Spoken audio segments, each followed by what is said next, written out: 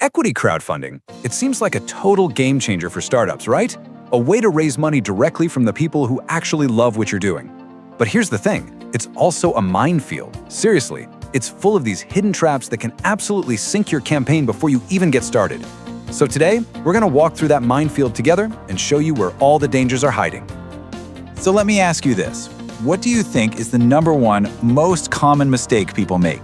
Is it a cringy, low-budget video? A business plan that doesn't quite add up? Maybe messing up some of the legal stuff? And yeah, all of those can be campaign killers, for sure. But the single biggest error, the one that almost guarantees you'll fail, it's something else entirely. That's it, right there. The most devastating mistake you can make happens before your campaign is even public. Your success or failure, it's often decided weeks, maybe even months, before anyone can invest a single penny. So, why is that? It's because so many people get this fundamental idea completely wrong. They think crowdfunding is just a transaction, a quick sprint to get some cash. But it's not. It's a full-blown marketing marathon, and that race starts long before you hit the Go Live button. All right, so let's break this down. We'll start with phase 1, everything that has to happen before you launch. And your mission here, your one and only job, is to build your crowd. So there it is. Mistake #1, launching to an empty room. It's like throwing a massive party and forgetting to send out a single invitation.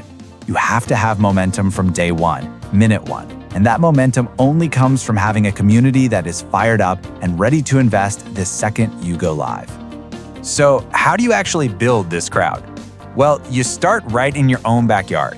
We're talking about your email lists, your most loyal customers, all your social media followers. Those are your day 1 believers. Of course, you've got your friends and family, but here's the one people forget, your own team. Every single person in your company has to be on board and part of the hype machine. And really think about the signal this sends. If your own employees, the people who know the company inside and out, aren't excited enough to tell their own friends about this, that's a massive red flag. Why on earth would a complete stranger invest their hard-earned money? That belief, or the lack of it, is totally contagious. And this all feeds into one of the biggest and most dangerous myths about these platforms. The wrong mindset is just being passive. It's thinking, hey, I'll just put my company up on the portal and they'll handle the rest. They'll find the investors for me.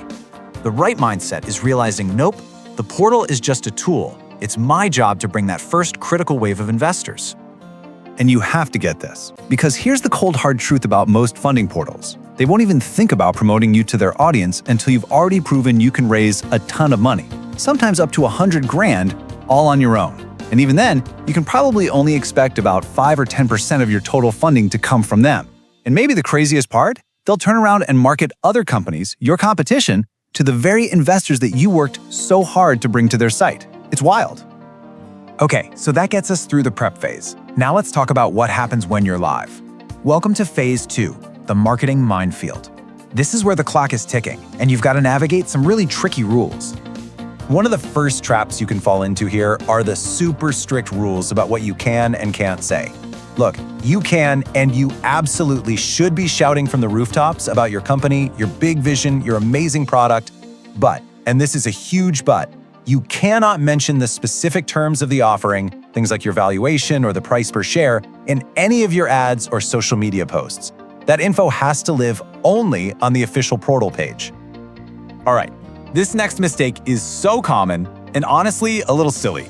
We're gonna call it the wiener dog problem.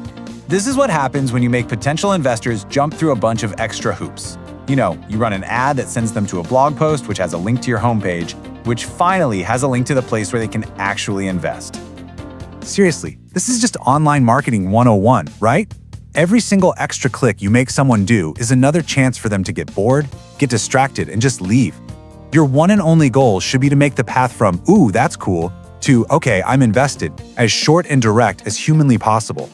So while you're driving all this direct traffic, you've got to remember that perception is everything.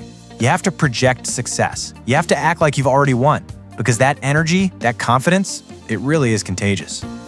Just think about it for a second. When you see a video that's all fuzzy with terrible lighting and you can barely hear the person, it's not just that it looks cheap. It sends a powerful subconscious message to anyone watching. It screams, if this person can't even get the small stuff right, how can I trust them with my money to run a big, complicated business? Okay, now we've got to get serious, really serious. Welcome to Phase 3, navigating the legal tightrope. These aren't just mistakes that can hurt your campaign. These are the kind of errors that can land you in actual, real-deal legal trouble. Let's talk about paying people to help you find investors. You have to be so careful here. It's really tempting to offer someone, say, a 10% commission on whatever money they bring in.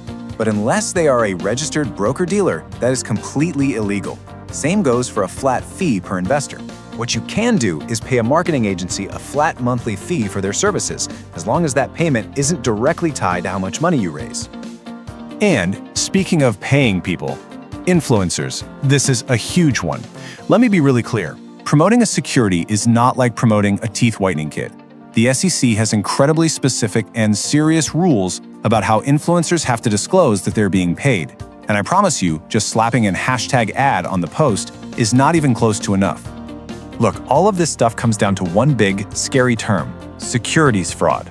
In normal advertising, there's this idea of puffery, saying you have the world's best coffee. When you're selling a piece of your company, there is zero room for that. No exaggerations, no little white lies, nothing misleading. Every single thing you say has to be truthful and verifiable. It's like the quote says, nobody wants to go to jail with their pants on fire.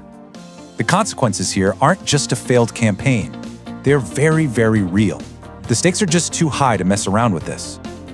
All right, let's fast forward. You've navigated the minefield, you've stayed on the right side of the law, and boom, you hit your funding goal. Amazing. But don't pop the champagne just yet, because the work is not over. In fact, a whole new job is just beginning. And this next mistake, honestly, it's just tragic. After all that blood, sweat, and tears to get hundreds, maybe thousands of people to believe in you and invest their money, you just go silent. You stop talking to them. You treat them like an ATM instead of what they actually are, your partners. And when you do that, you're throwing away the entire secret weapon of crowdfunding. It's not just about the money, it's about the network. These investors are your most passionate fans, your best marketers. If you keep them in the loop and fired up, they will tell their friends who will tell their friends, and that's how you create real explosive growth. Ignoring them is just leaving all that potential on the table. So in the end, it all boils down to one simple but powerful question you have to ask yourself. Are you just trying to build a campaign to hit a financial goal, or are you trying to build a real, passionate community? Because if you just build a campaign, you might get some money. But if you build a community, you're laying the foundation for a truly successful business.